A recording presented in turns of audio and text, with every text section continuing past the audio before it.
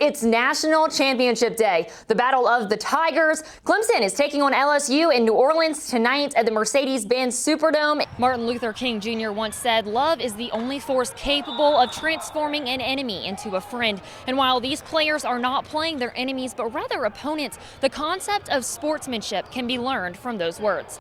I had so much fun horsing around with the campers today and getting to know the newest addition to the spring stables. This is Halo, born just a few weeks ago. Stephon Gilmore and Jadeveon Clowney were both recently ranked in the NFL's top 100. It's Football Friday. I'll let you know what games we'll be covering in just a moment, but first, our CN2 Athlete of the Week is coming from Clover High School's soccer team.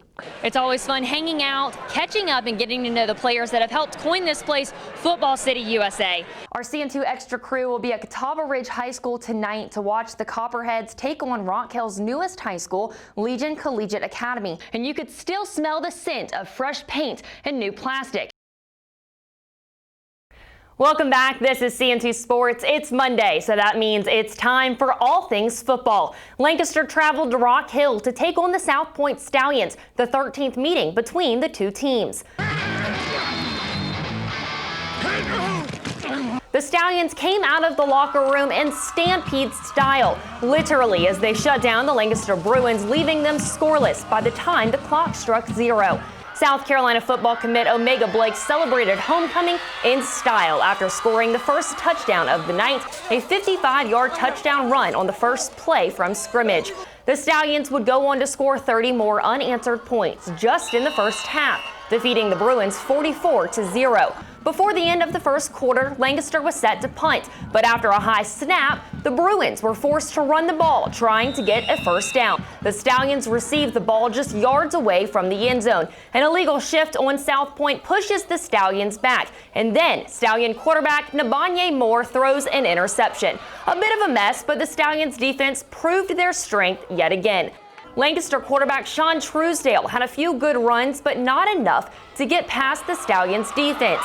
Just before halftime, quarterback Moore passed to Jayron Hempel for an 80-yard touchdown pass. While the Stallions shut out the Bruins, there were still many penalties on both sides. Head coach Devontae Holloman happy with the win, but says the Stallions need to clean up their game in a few areas. A lot of mistakes. Special teams, we got to be better, but I'm just trying to keep them focused on the next game, so we're getting ready for Indian Land.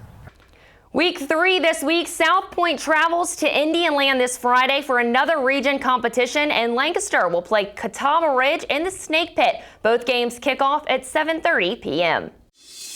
Let's catch up on the rest of your Tri-County high school football scores. Catawba Ridge topped York 15-0. Indian Land defeated Mid Carolina 30-0, and Chester defeated Keenan 34-8.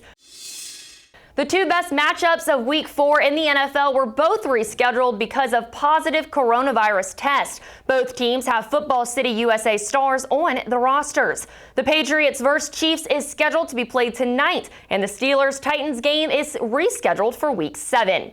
Cordero Patterson, Northwestern alum, rushed 3 times for 5 yards and caught 1 of 2 targets for no gain in the Chicago Bears' 19-11 loss against the Colts on Sunday.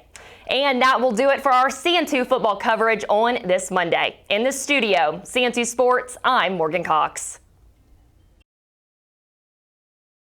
I'm at South Point High School catching up with the Lady Stallions basketball coach to talk about the incredible season that they just had. The Stallions went 26-5 overall and 8-1 in the region. The girls traveled up to Columbia this past weekend and ended up falling to North Augusta 50-39. Even though the Stallions didn't pull out a win, they still had a history-making season here at South Point High School.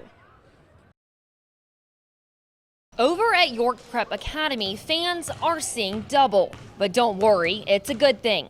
When Corey Davis hits the basketball court, one thing is for sure. His twin brother, Kendall, is also there every step of the way.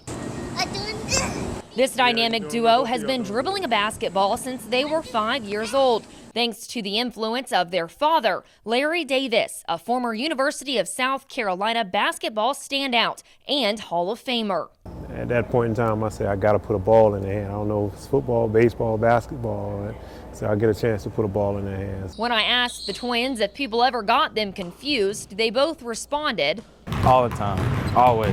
The slight different build and different haircuts are really the only things that help tell these twins apart. On the free throw line, they'll just give us a look. They'll be like, "Are y'all twins?" And me and Corey just look at each other and start laughing. But there is nothing that splits these two apart. I like having my brother on my team.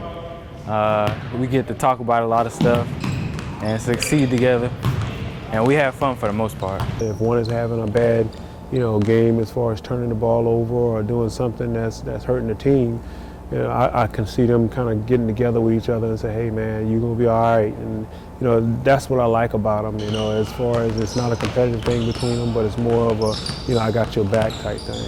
The Davis twins have always played together, and their father has almost always been their coach. The twins both have offers from Washington State and East Tennessee State University. The mission during the offseason, preparation to win the school's first ever state championship as they get ready to join the South Carolina High School League. If you think your job is stressful, imagine getting it done in 12 seconds.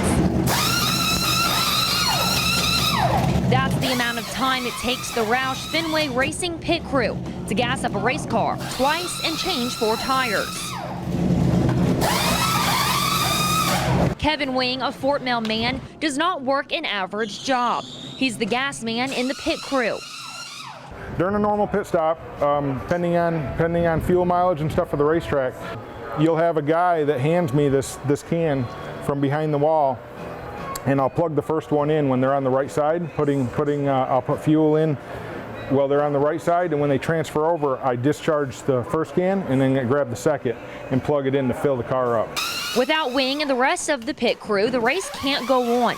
The pit crew is a team. They all have to work together to get everything done, ideally in 12 seconds. If one thing goes wrong, their time can add up, causing a driver to fall behind and therefore lose a race. Wing has to fit a lot into his day. He arrives at work at 5:30 in the morning to work out. After that, he works on building different parts for the race cars. And of course, he has to practice with his pit crew in order to choreograph those stops to just 12 seconds. Race days are even longer. Time management is very tough.